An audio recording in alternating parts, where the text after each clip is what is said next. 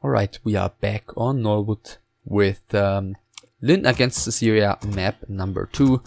Lynn, the orc player, spawning in the bottom left spawn position, is currently up 1-0, and we'll see if he's going to be able to get, another clear victory here on map number 2, or if Susiria is going to, end up providing a bit more of a threat in his gameplay here. This time he's going for a different build order though. Altar and Crypt first, Cigarette slightly delayed. So most likely ghouls here with a pretty quick DK by Susiria. And I mean, I don't want to, down talk Susiria all too much there. He showed some pretty decent micro on map number 1. He had some nice silences. He, had some decent fights at the bottom of the map at his shop, and the fights, especially the first fight at Lynn's expansion, wasn't all too terrible either. I'm just wondering about the strategic approach there by the undead player. Adding that second crypt there at a time when it seemed like his best shot was to basically go all in, instead of like adding another cigarette and like another statue instead of one of the fiends, and then perhaps just more of destroyers and go for a push against this, not very versatile unit mix that Lynn was throwing at him.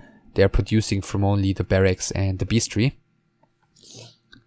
So I think I'm not really the biggest fan of the unit composition there by Susiria, but it's pretty difficult to judge.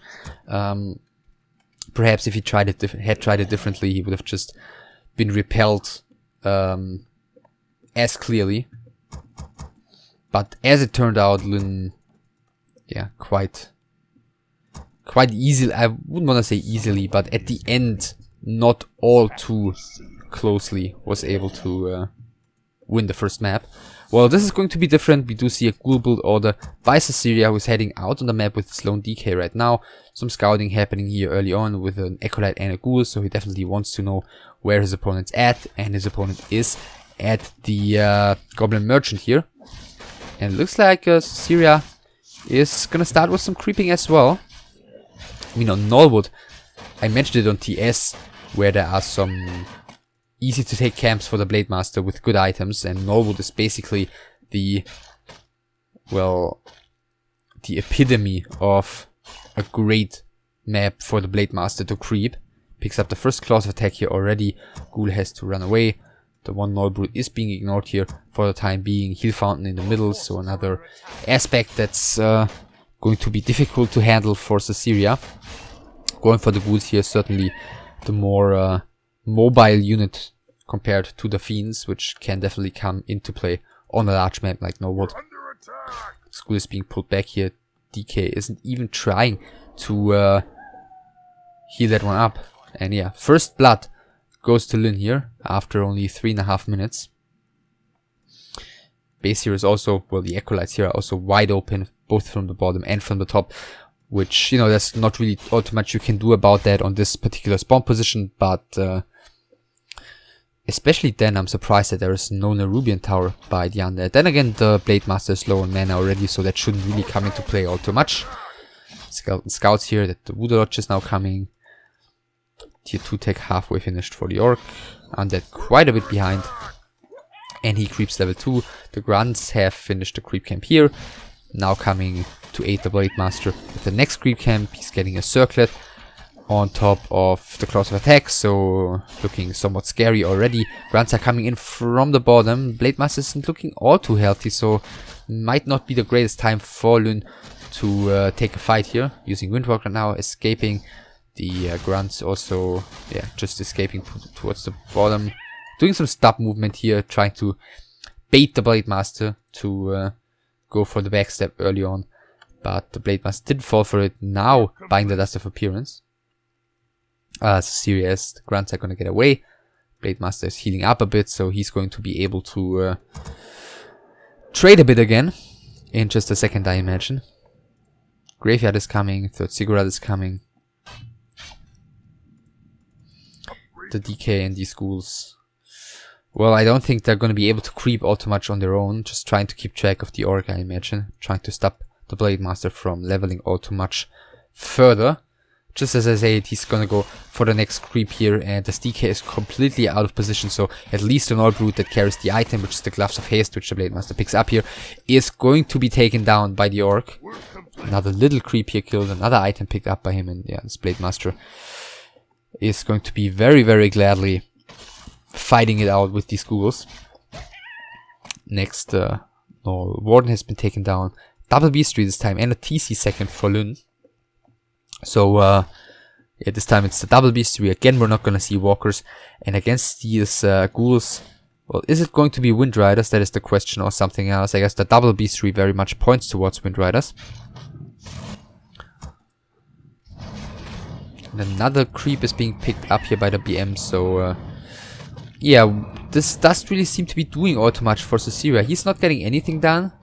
Okay, now creeping one creep as well. But Orc has, you know, picked up a creep here, creep there, gotten another item. And so far there's not really been anything that... oh no, it's not Wind Riders actually. There's not really been anything that the Undead has been able to do against that. TC is out right now. In the meantime, Tier 3 is coming here, Lich is coming. No Slaughterhouse yet. Did he scout here recently? No, he didn't. Blade Master is coming in. 2 Windwalks for him. He's at full HP almost. DK does have 3 coils as well. So, yeah, now is the time to trade apparently for this Blade Master. And yeah, with these items, I see no reason not to do so. Ghoul gets coiled here. Of course, it's extremely difficult for that Ghoul to do anything against this Blade Master with the Boots of Speed. To even run away, let alone taking an actual fight here. Next Ghoul needs to be coiled, but it's coiled too late. Coil is in the air. Blade Master is finishing the one off though.